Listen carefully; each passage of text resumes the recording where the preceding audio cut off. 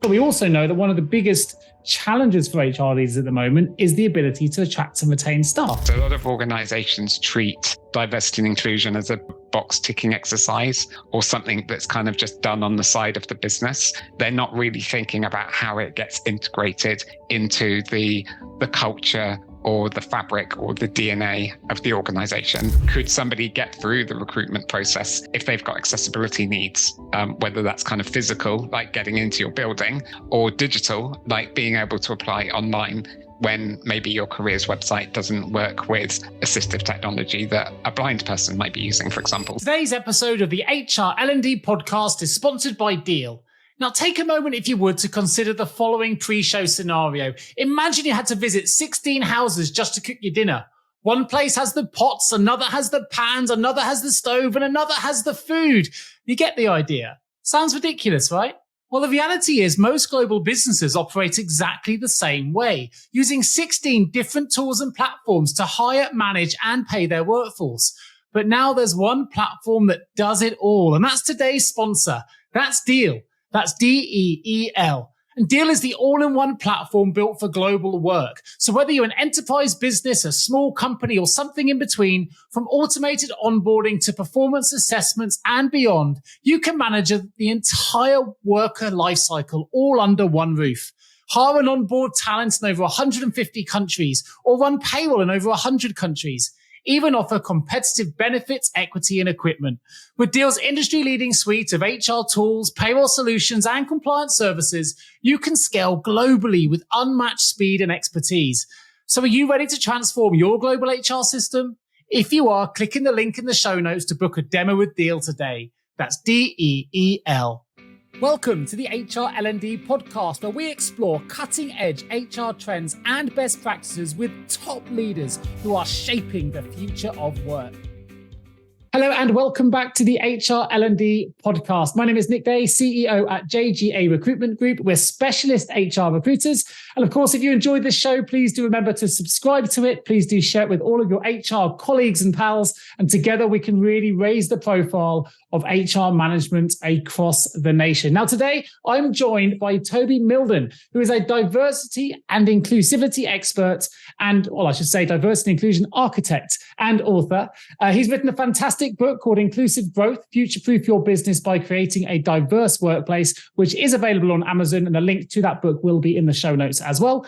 And he's actually helped some of the UK's largest companies, including the BBC, Deloitte, Sony, and HarperCollins, among more, to really help them to evolve and develop their offerings in relation to diversity and inclusion. In fact, Tony loves talking about everything to do with diversity and inclusion. That's exactly why he even does so on his own podcast show. It's called the Inclusive Growth Show. And again, there will be a link to that in the show notes. But suffice to say, I'm with a podcast expert today, which makes my job way easier. Today, we're going to talk about how diverse and inclusive workplaces can really help organizations to grow. We want to do that in a sustainable way. We're going to discover today how we can really create and implement those sustainable infrastructures so that we really do make an impact when it comes to diversity and inclusion. So without further ado, welcome Toby Mildon to the HR L&D podcast. How are you feeling today? I'm feeling great. Thanks, Nick. It's a great privilege to be on your show. Fantastic to have you. Fantastic to have such an esteemed podcaster like yourself on the show as well. It's a really interesting show that I had a look at before. I know you've had some recruitment businesses talking about their evolution in the D&I space as well, which I thought was really interesting when you spoke to Reed. Let's start with my first question, a question I ask all of my guests, which is this: what do the words human resources mean to you? I'm actually going to give a similar answer to one of your previous guests, actually. I think sometimes there's some negative connotations with human resources or HR, because if you work in an organization, I think, you often get taken along to HR when something's gone wrong. And I do think that there needs to be a focus on the people side of things, or, back in the day, it was called personnel, wasn't it? Interestingly, when I worked for the BBC, the HR department was called BBC People, and I really liked that as an employee. I thought that was really forward thinking. A new HR director came in and renamed it to HR. And I thought that was a bad move. I'm not sure what they're calling it nowadays, but my personal opinion is that it was much better when it was just called BBC People, because it was a focus on the people and what the people needed and creating a great employee experience. And ironically, we're now seeing a massive movement where HR departments are rebranding themselves to people managers, and the CHRO is becoming the CPO, Chief People Officer now.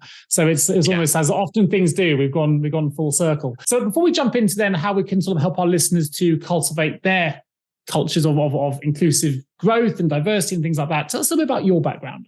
So I've got a career of two halves. When I left university, I started working in technology. So I was an IT consultant for Accenture. I worked in healthcare technology for an American company called Cerner, putting software into hospitals. And then I was at the BBC as a technical project manager, working on the redevelopment of the BBC News website, the development of the BBC Sounds app, and various accessibility projects. And then I fell into diversity and inclusion, to be honest with you. Working in the technology department, I used to work really closely with our chief operating officer, and he was concerned with the rest of the senior leadership team that within our design and engineering department, we had a gender imbalance compared to the rest of the BBC. So the BBC was a kind of 50-50 gender split, but within our technical department, I think it was about 14% at the time were women. So the leadership team came up with a plan to get more women into technology, and to really advance the careers of women working in tech within the corporation. But they needed a project manager to execute the plan. And that's where I volunteered to do it. I was getting a bit bored, to be honest with you, working on websites and apps, and I wanted to do something that I felt had much more of an impact on people. So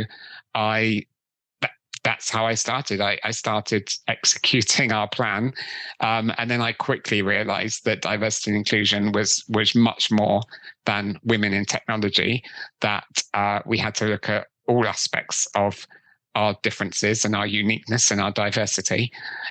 So what was a 1 day a week job turned into a full-time job. Nice. And that brings you to where you are today on the show. So what was it then behind your motivation to launch your own show? I'm assuming there must be, from your perspective and your experience working with major businesses, still a gap, if you like, where not enough companies, not enough people are really taking diversity and inclusion seriously enough. And I say that because I started this show in 2018, over 100 episodes ago. And even then I was listening to HR leaders say to me, right, this is the number one priority for our HR agenda this year. We need to be more diverse. We need to be more inclusive. We want to create a sense of belonging and so on.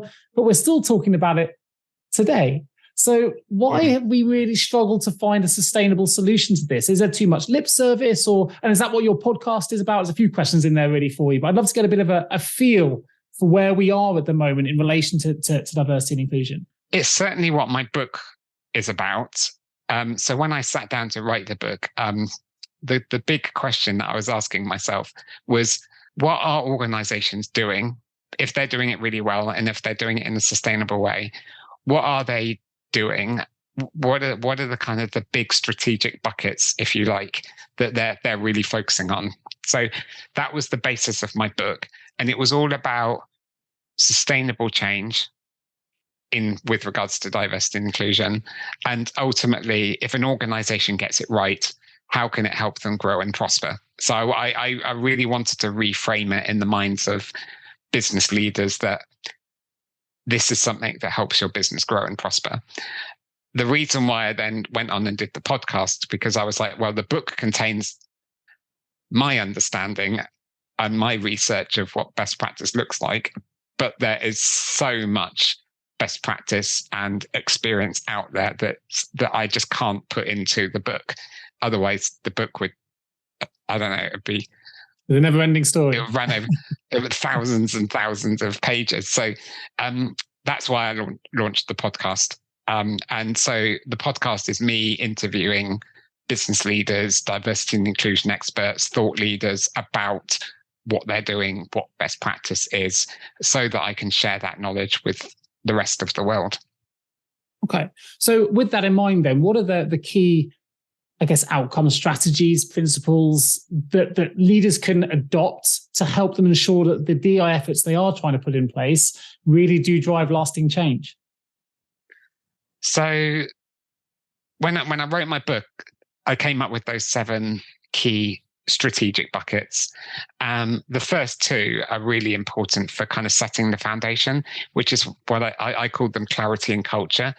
And so this is what senior leaders can really start to think about if they want to create a solid foundation. So first of all, clarity is all about understanding why diversity and inclusion is important to you and your organization, and to make sure that you come up or you discover your own reason why it's important for the future success of your business. Because we can't take a cookie cutter approach to diversity and inclusion.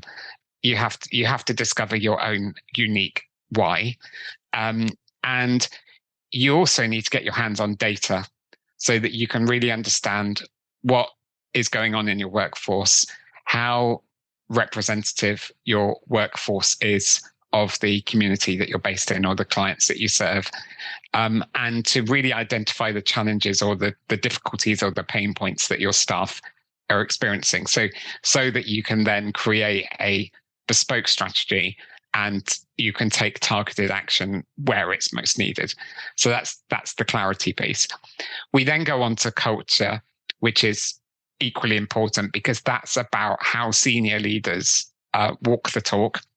They don't treat this as a kind of box ticking exercise or a quota filling exercise, that they are genuinely and authentically connected with the topic, and that they are leading by example through inclusive leadership behavior and skills, because they are the custodians of the culture for the organization. So it all trickles down from them really. And so they can then create a really supportive, respectful, empowering and inclusive culture as a result. Fantastic. What I liked about that response as well is it started with that why. And I'm a big fan of Simon Sinek, right? If we know what our why is, if we know why we want to do something, we don't have to worry so much about the how. The how will take care of itself. But we've got to have a really, really clear why.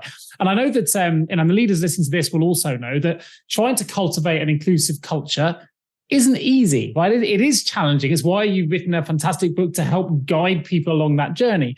But it's also a really essential component for thriving businesses. And you've linked it very cleverly, not just in your book, but in your writings and your podcasts, about actually there's a really close alignment here between culture of inclusivity and improved profits and improved well-being in the workplace and other things. Tell us a little bit more about that.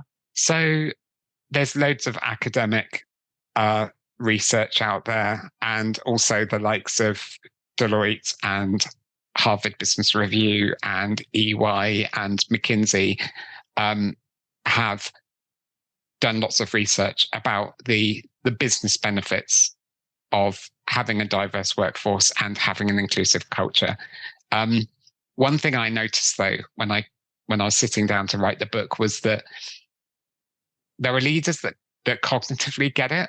They're like, oh yeah, no, I totally get it. I've read the McKinsey reports. I think there's 3 or 4 out there now. So I've read the McKinsey reports. I understand how it can help with financial performance and the bottom line and things like that. But it still wasn't clicking for them because it was a very kind of cerebral activity. And that's why we have to do what Simon says. Bit of a funny thing there. Simon says, start with the why. And he says in his really great TED Talk, which I highly recommend the person listening to us right now should listen to, is that he says that the finding your why is a process of discovery rather than invention. So the why already exists in your organization amongst your senior leadership team.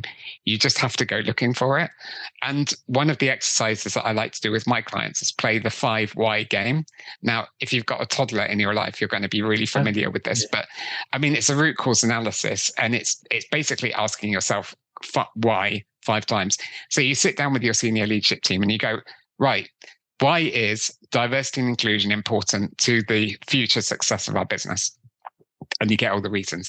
So somebody might go, oh, it's just the right thing to do. Maybe let's just say that. And you go, great. Yes. And why is it the right thing to do? And then they go, well, there's this and this, that, and the other. So you have to then basically you do that 5 times. And then at the end, usually you've got quite a good solid reason. I would suggest coming up with your top 3 and putting them into a Venn diagram and thinking what the kind of uber reason is when you combine all 3.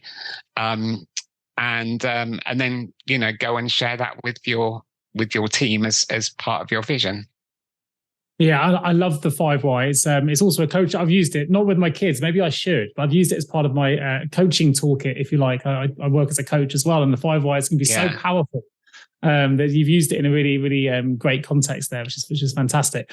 So I know you've done some work as well, and it probably builds on the 5 why idea that you just mentioned there, which is you help businesses to design and inclusivity infrastructures that don't just help thriving businesses, but they also have other knock-on effects, like something that's well in my world of recruitment, which is retention.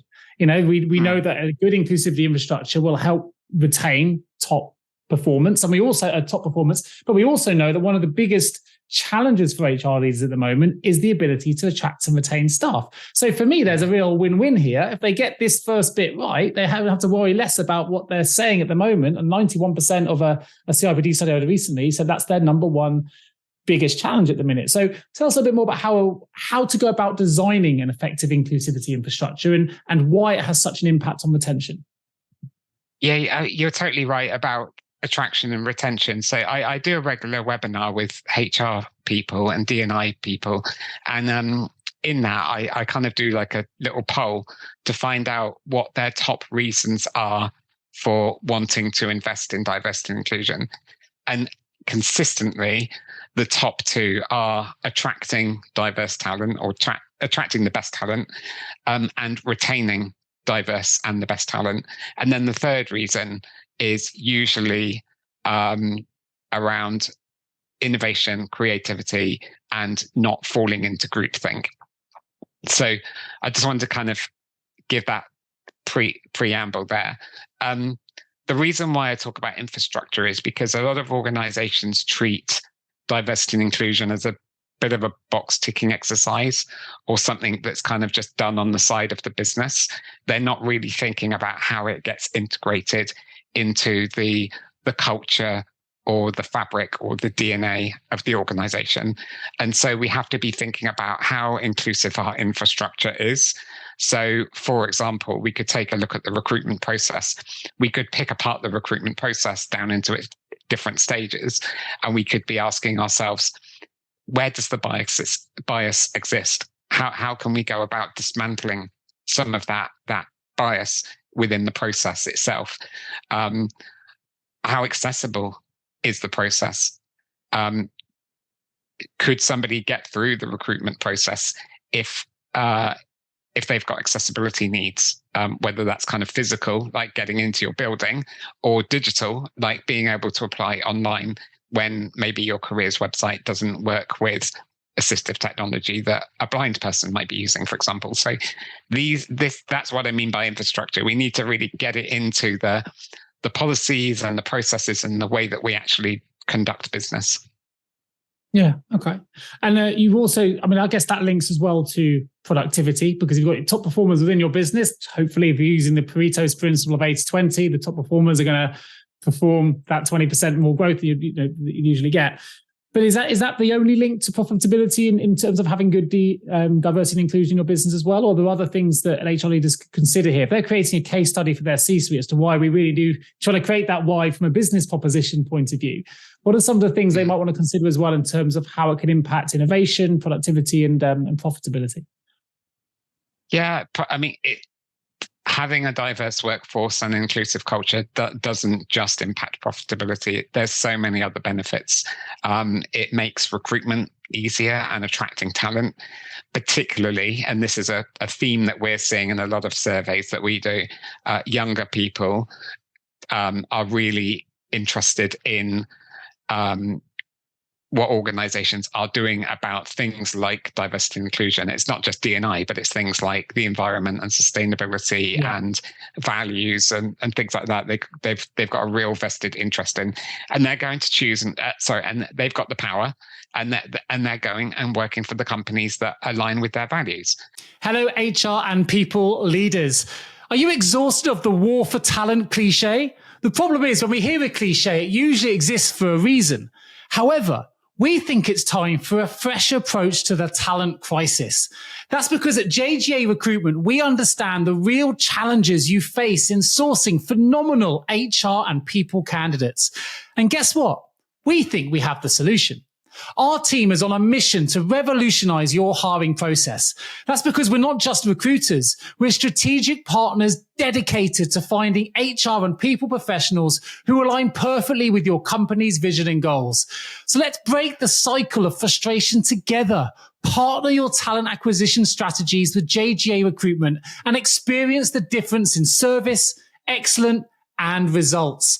No longer do you need to suffer the costs associated with a poor hire, because with over 100 5-star Google reviews and already trusted by many of the world's leading brands, why don't you take action today? Contact us at jgarecruitment.com to discover how we can help transform your HR and people teams. And here's a bonus. When you visit us, you can sign up for our weekly HR newsletter that's packed with invaluable industry insights and more. Let's revolutionize your HR talent acquisition strategies together and make the war for talent a cry from the past. Visit jjrecruitment.com to find out more. So if you want to attract and recruit a younger workforce, then you need to be aligned with that. There's reputation, good or bad. If you've got a great reputation, again, you attract talent, you attract customers. If you've got a bad reputation, we've seen loads of negative headlines around companies.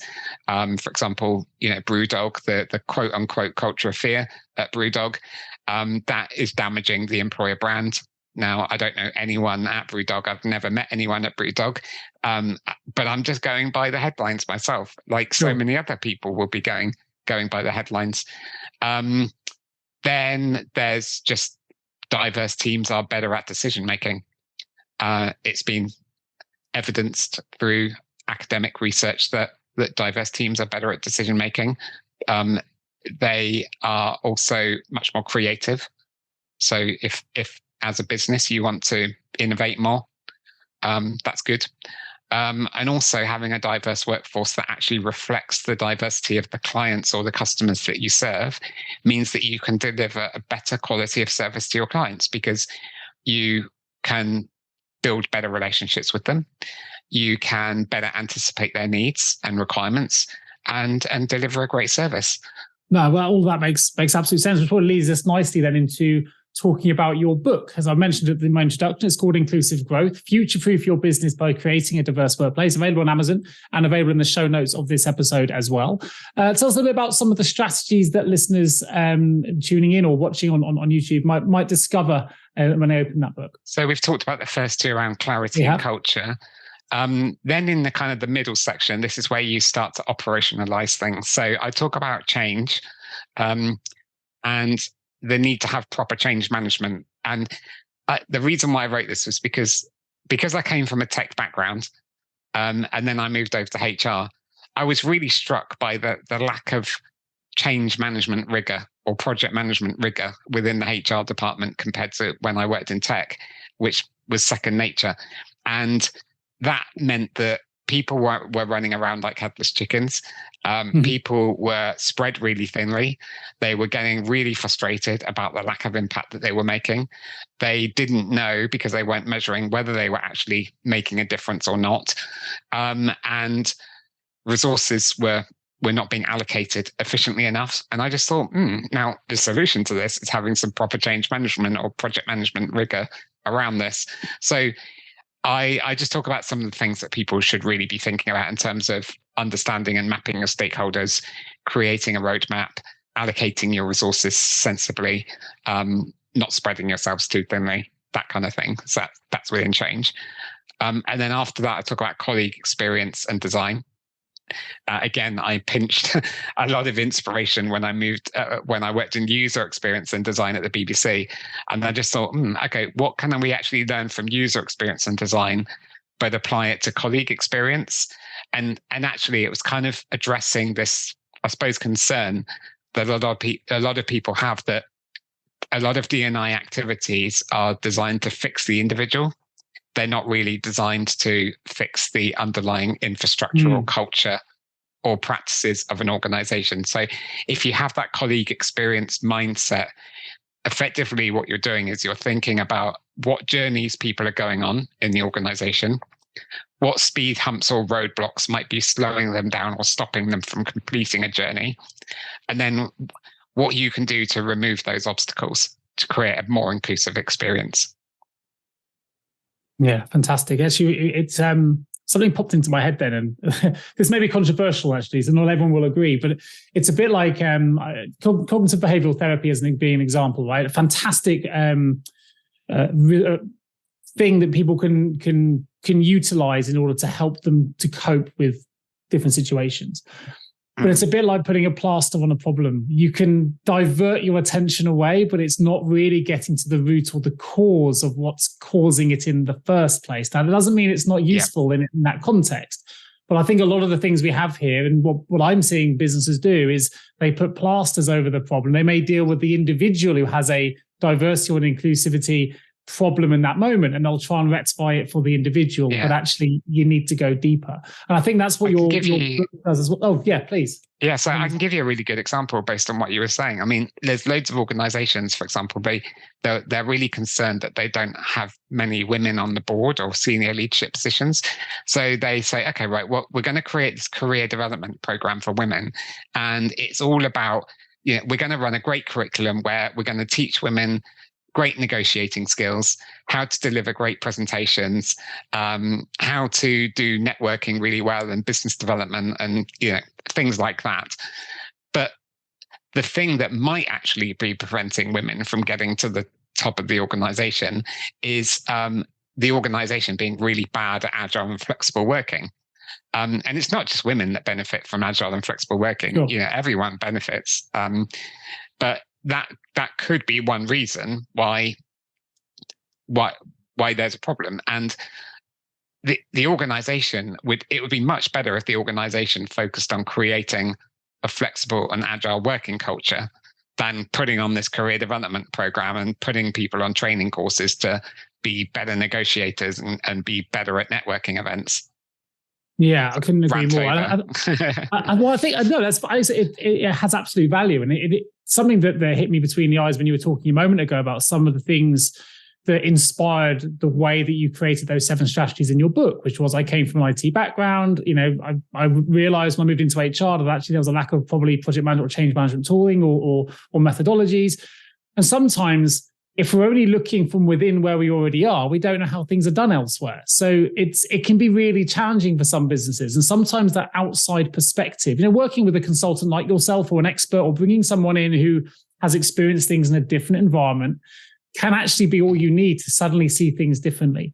It's almost no one's fault if you can't see something from a different perspective, if you don't know how to look that way. It's a thing. I can look out my window and see and get frustrated by the car that's parked in front of my drive. Someone else might look out the window and see a beautiful tree. Like it's just changing the way that we reframe our perspective. And I think it sounds to me like you've done that really effectively. Yeah, it's funny you should say that, because the 6th chapter is called collaboration. And tell us more. This actually addresses the problem that diversity and inclusion is often seen as the HR department's responsibility. And actually what I'm saying is that it's a shared responsibility. The board should be sharing the responsibility and sharing the accountability, not just your chief people officer. But collaboration is really important. And that is collaborating within the company. So if you've got employee resource groups or staff networks, having a great relationship with them, collaborating with unions, if you have unions, collaborating with other people in your industry. Different industries have different forums that are worth going along to. Collaborating with outside experts who can really challenge the organization and hold a mirror up to the organization. Collaborating with like local community groups. So one of my clients is based up in the Northwest. They've built relationships with local mosques, and they're using that relationship to try and attract talent into their workforce. So there's loads of collaborating that can be done that just takes you away from looking internally. Yeah, it's the idea of what got you here isn't going to get you there, and that's where actually diversity of thought, and the diverse views can really help take you to that next level, and that's how it links so cleverly then to productivity and profitability and all other lovely things that come with it. I have to ask you now, Toby, because you've given us number 6. What's number 7 in your book? I believe you had 7 strategies. Am I correct? Yeah. So we skipped over cyber, which is all about making sure your technology is accessible, and also that you can use technology with your D&I efforts. So, for example, there's so much that AI can do. Yeah. And there's loads of apps out there. So whatever your business problem is, there is probably an app for it. The final one is celebration. And the reason why I put it at the end, sometimes I call it celebration or communication, is that loads of organizations usually do the celebrating first. So they put out press releases, they try to win awards. But the reality for staff the following day after the award ceremony is that it's still not a particularly inclusive place to work. And in my own podcast, I sat down with Sally, who was at the time head of diversity and inclusion at EY. And I love how she called it. She called it the rhetoric gap. And that was kind of this gap between what you're putting out into the world and how inclusive and great you are, but what the reality is for staff the following day. Might not really match up to that image. So it's about just being conscious of that rhetoric gap to make sure that you're not misleading people. So the reason why I put it at the end is because you have to do all of the hard work. You have to kind of focus on the previous 6 steps, and then you're in a good position to celebrate. Yeah, fantastic. Celebrate success at the end of the project when you can see sustainable results, which is really what we're trying to achieve. So before we open the HRL&D Vault, Toby, let me ask you, what would be your top tip really for the HR leaders who can walk away now, perhaps immediately that could impact on what they're trying to achieve that will hopefully contribute towards sustainable diversity and inclusion in their workplaces? Yeah, I mean, so this is something I reference in my book under the change chapter, and it's around creating the right climate of change. And it's according to John Cotter's 7 steps of change model. And he says that you need to create a sense of urgency. You need to create a senior coalition and create your vision. And this is where I often advise people to start. So build a senior coalition, try and get your senior leadership team together on the same page, do the 5 whys exercise with them. That's like a really good starting point. Work with them to create a bit of a vision as to why diversity and inclusion is important for the future success of the organization, and then create some sense of urgency. And the best way of creating that sense of urgency is by gathering data. For instance, whenever I do surveys with our clients, like one of the questions, the most powerful question that we ask is, are you thinking of leaving the organization in the next 6 months because you don't feel that you're respected or that you belong here? And then we get people saying, yes, I'm definitely thinking of leaving. Yes, I'm thinking of leaving, but for other reasons. No, I'm staying put, or prefer not to say. And then we correlate that data with the salary information that we gather, and we can calculate the cost of attrition, cost of turnover. And just to give you a sense of how expensive this can be for a business, one of our clients, a technology business, employs about 900 people. For the people that were definitely thinking of leaving, it would potentially cost them £1.5 million. So wow. that is a big number for not a particularly large organization.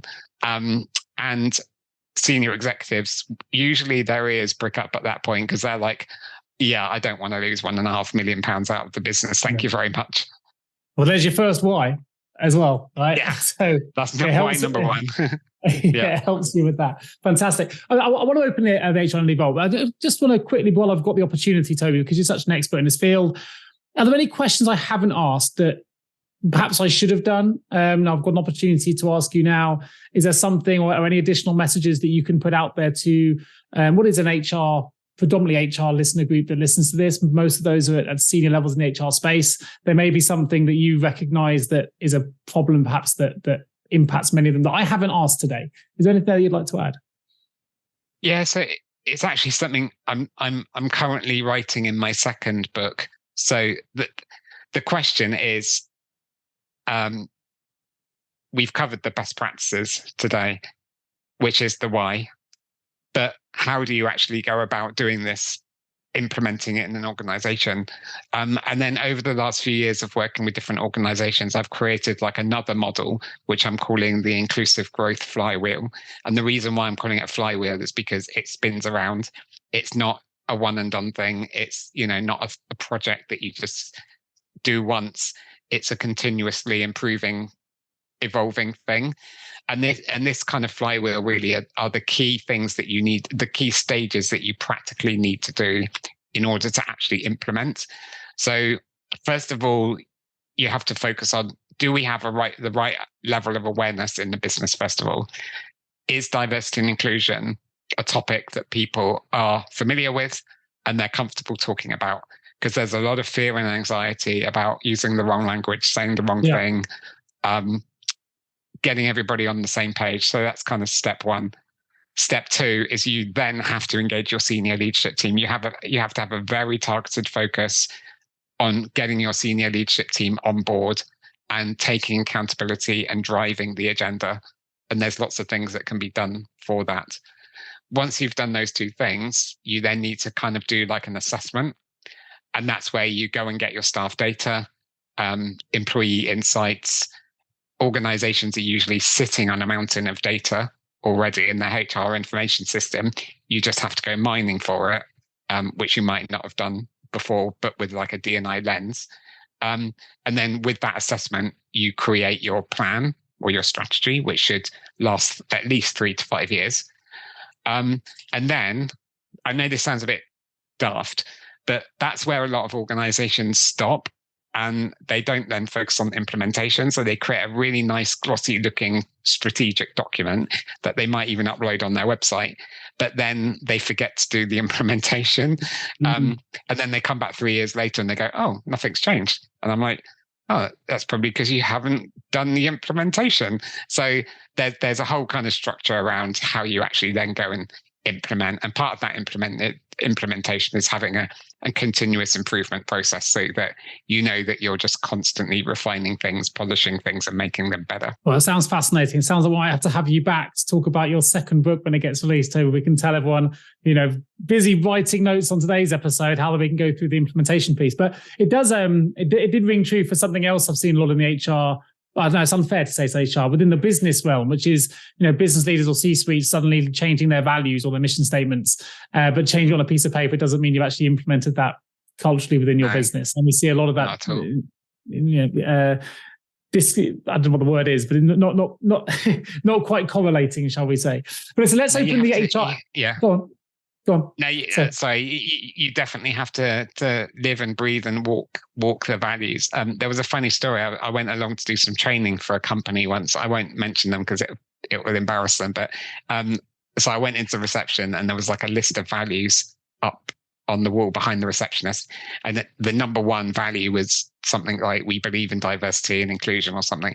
And I thought, oh, that's brilliant. We're off to a really great start. It's like their number one value. And then when I got into the training room, everyone was like, they had a really sour look on their face. Everyone was sat there with their arms crossed and just staring at the floor and just really not engaging. And I thought, oh, this is really weird. And I said to them, like, what's up? Like, what's going on? And they were like, it's just pointless being here. It's a waste of our time. Like, the senior leadership team don't give a shit about diversity and inclusion. It's like, why should we even be in the room? That they don't care about it. And I was like, wow, that's really interesting. Yeah, because I just come from reception and it says on the wall that you really value it. And they were like, no one gives a crap about it. Excuse my French. But I was just like, and it just goes to show that you can have your stated values, but they really have to be embedded in the business. Yeah, for sure. It's like, walking around with a label saying I'm really fun doesn't mean you're really fun, right? It's just no, not at all. You've got to do the implementation piece as well. Fantastic. Listen, let's open the HRLD vault. So 3 short, sharp questions for you. The first is this: if you could give one piece of advice to the world, what would it be? Be more empathetic. Nice. And number 2, if you had the opportunity, what advice would you give to a younger you just starting out in this new world of work? Be yourself and come out earlier in life than you did. Yeah, okay, yeah, nice. No, I understand that. Disabled. No, fair. And last but not least, and it's been interesting, maybe it'll link to your first answer, but what is the guiding principle behavior you've seen in every great leader that you've worked with? I think I'll have to say empathy again. And it actually, it's been evidenced by some really interesting research by Catalyst, which is a really fantastic research place, that empathy is like one of the top skills that inclusive leaders have to have. Yeah, it's a very, very common response we have here as well. So you're in esteemed company with that response.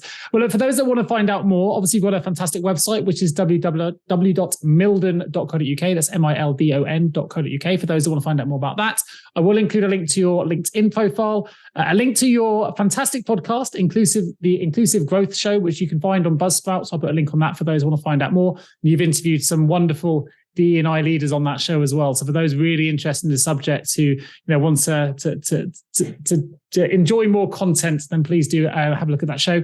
And of course, most importantly, the fantastic book, Inclusive Growth, Future-Proof Your Business by Creating a Diverse Workplace. A link on the show notes. You can find it now on Amazon. If you just write in Inclusive Growth and Toby Mildon, that'll come up pretty quick as well. Any other links you'd like to share? Toby, have I covered them all? No, you've covered them all. That's a good place to start. Fantastic. Well, thank you ever so much for joining me today on the HRLD podcast, Toby. And of course, if you are an HR professional listening to this show and you are one of that 91% that is really struggling to attract top talent, well, that's what we do here at JGA Recruitment. We specialize in recruiting payroll and HR talent. So whatever your business is, whatever sector, whatever level, we can support your needs. You can find out more about us at jgarecruitment.com. And will, of course, be a link to that website in the show notes as well. Just leaves me to say one more huge thank you today for Toby Mildon for joining me today to talk about how we can really achieve sustainable success in relation to diversity and inclusion. Toby, thank you ever so much. Today's episode of the HR L&D podcast is sponsored by Deal, the all-in-one global people platform that simplifies how you manage the entire global team lifecycle. From contractors, direct employees, EOR, and more, you can manage them all in one place with Deal. Hire and onboard talent in over 150 countries in minutes, or run payroll in over 100 countries with just one click. Offer competitive benefits, equipment, and equity from a single dashboard. Even customize career roadmaps, performance assessments, and more for your team through Deal's suite of AI-powered learning and development tools. So no matter your global business goals, Deal's team of over 200 legal experts keeps you compliant with local laws every step of the way. So whether you're an enterprise business, a small company, or something in between, Deal is built to meet your unique global HR needs. Ready to transform your global HR? Click the link in the show notes to book a demo with Deal today. That's DEEL.